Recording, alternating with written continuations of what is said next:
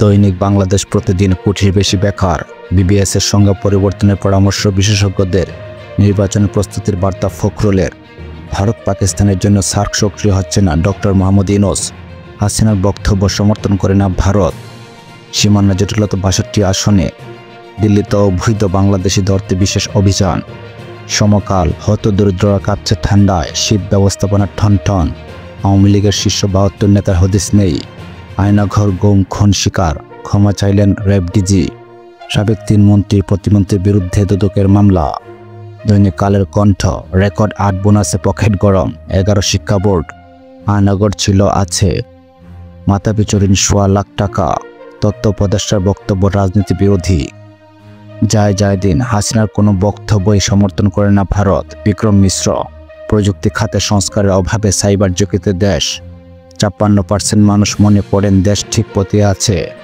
সাংবাদিকদের জন্য বিপজ্জনক ফিলিস্তিন পাকিস্তান বাংলাদেশ। দৈনিক প্রথম আলো, মংডু আরকান আর্মির দখলে, রোহিঙ্গা অনুপ্রবেশের সংখ্যা,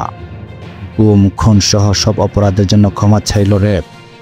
চাপার কাজে দেরি, শুরুতে সব বই পাবে না শিক্ষার্থীরা।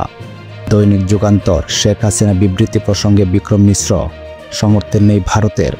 বিচারের মাধ্যমে র্যাব দায়মুক্ত হতে চায়, মামলা শেষ হলে দেশে ফিরবেন তারেক রহমান, লন্ডন থেকে ফিরে মির্জা ফখরুল। দৈনিক ইত্তেফাক, গুম খুন ও আয়না ঘরের জন্য ক্ষমা চাইল র্যাব, ইউরোপগামী ৫,০০০ শিক্ষার্থী অনিশ্চয়তায়, ভারত পাকিস্তানের কিছু ইস্যুর জন্য সার্ক সক্রিয় হচ্ছে না প্রধান উপদেষ্টা, তথ্য উপদেষ্টা নাহিদের বক্তব্য রাজনীতি বিরোধী, ফখরুল। টাইম ম্যাগাজিনে বর্ষসেরা ট্রাম্প, আমাদের সময়, গুম খুনের জন্য ক্ষমা চাইল র্যাব, মহাপরিচালকের সংবাদ সম্মেলন, বাংলাদেশ ভারত সম্পর্কে হাসিনা অস্বস্তি, দেশ ভালো চালাবে নির্বাচিত সরকার। দৈনিক জনকণ্ঠ, আগামী বছরের জন্য উদ্বোধন, রূপপুর পারমাণবিক বিদ্যুৎ কেন্দ্র, সিগারেট সংশ্লিষ্ট সব পণ্যের আমদানি নিষিদ্ধ, অনূর্ধ্ব-১৯ ক্রিকেট দলকে অভিনন্দন উপদেষ্টা পরিষদের। দৈনিক নয়া দিগন্ত, ৪ খাতে ১,০০০ কোটি টাকার বেশি দুর্নীতি কর্ণফুলী টানেলে, ভারত পাকিস্তানের কিছু ইস্যুর জন্য সার্ক সক্রিয় হচ্ছে না, নতুন সিরিয়া গড়ার অঙ্গীকার অন্তর্বর্তী প্রধানমন্ত্রীর, ভোরের কাগজ, রোহিঙ্গা সংকটে নতুন মাত্রা, র্যাবের দুষ্কর্মের জন্য ক্ষমা চাইলেন ডিজি, শ্রমিক অসন্তোষে আশুলিয়ায় গতকালও ২৯ কারখানা বন্ধ। দৈনিক সংগ্রাম, আক্রান্তের ৫ বছর আজ, ফ্যাসিস্ট আওয়ামী লীগের টার্গেট ছিল দৈনিক সংগ্রাম, দক্ষিণ এশিয়ার দেশগুলো সার্ককে সক্রিয় করে তোলার মধ্য দিয়ে লাভবান হবে প্রধান উপদেষ্টা।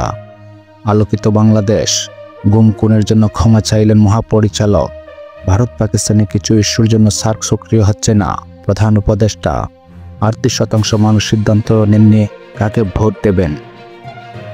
দৈনিক কালবেলা, নদী মুক্তির বাজেটে আকাশ পাতাল তফাত, ধৈর্য ধরার বার্তা নিয়ে ফিরলেন ফখরুল, সংস্কারের পথে হাঁটছে বাসারবিহীন সিরিয়া, ছাত্র রাজনীতি থাকতে হবে তবে লেজুর ভিত্তিক নয়, দেশ রূপান্তর, নতুন মাথা ব্যথা মিয়ানমার সীমান্ত, আয়না ঘরের কথা স্বীকার করে ক্ষমা চাইল র্যাব, মামলা শেষ হলে দেশে ফিরবেন তারেক রহমান।